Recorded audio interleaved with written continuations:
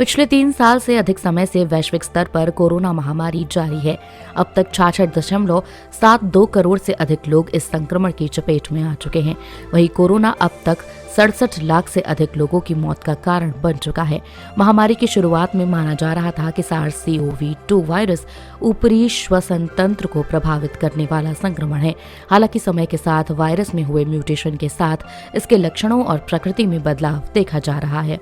इस बीच एक हालिया अध्ययन में शोधकर्ताओं ने पाया है कि कोरोना वायरस सिर्फ श्वसन तंत्र की बीमारी का कारण नहीं बनता है, इसके पूरे शरीर पर दुष्प्रभाव हो सकते हैं।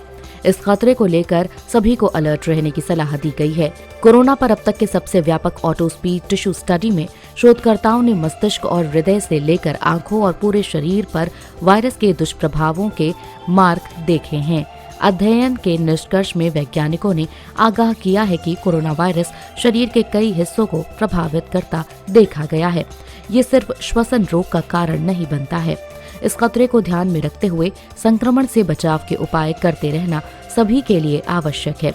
जिस प्रकार से नए म्यूटेटेड वेरिएंट्स की प्रकृति अधिक संक्रामक देखी जा रही है, वो और भी चिंता बढ़ाने वाली स्थिति है। आइए इस अध्ययन के बारे में आगे विस्तार से जानते हैं।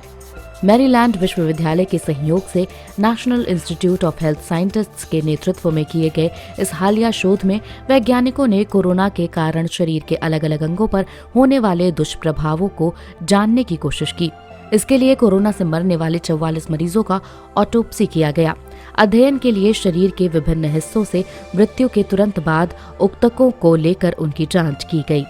इस शोध के दौरान पता चला कि कोरोना संक्रमण असल में श्वसन रोग तक ही सीमित नहीं है। शरीर के लगभग 84 हिस्सों में संक्रमण के कारण होने वाले दुष्प्रभाव या मार्क के बारे में पता चला। इन अंगों पर देखे गए दुष्प्रभाव।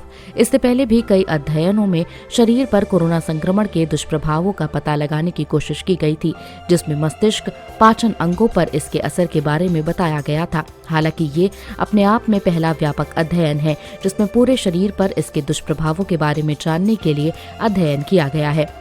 ऑटोप्सी आधारित शोध में पाया गया है कि कोरोना वायरस के संक्रमण की स्थिति में वायरस RNA का सबसे अधिक दुष्प्रभाव वायु मार्ग और फेफड़ों के ऊतकों पर होता है। कुछ स्थितियों में मस्तिष्क, आंत, हृदय, किडनी, आंख, एड्रेनल ग्लैंड्स और लिम्फ नोड्स को भी ये प्रभावित कर सकता है।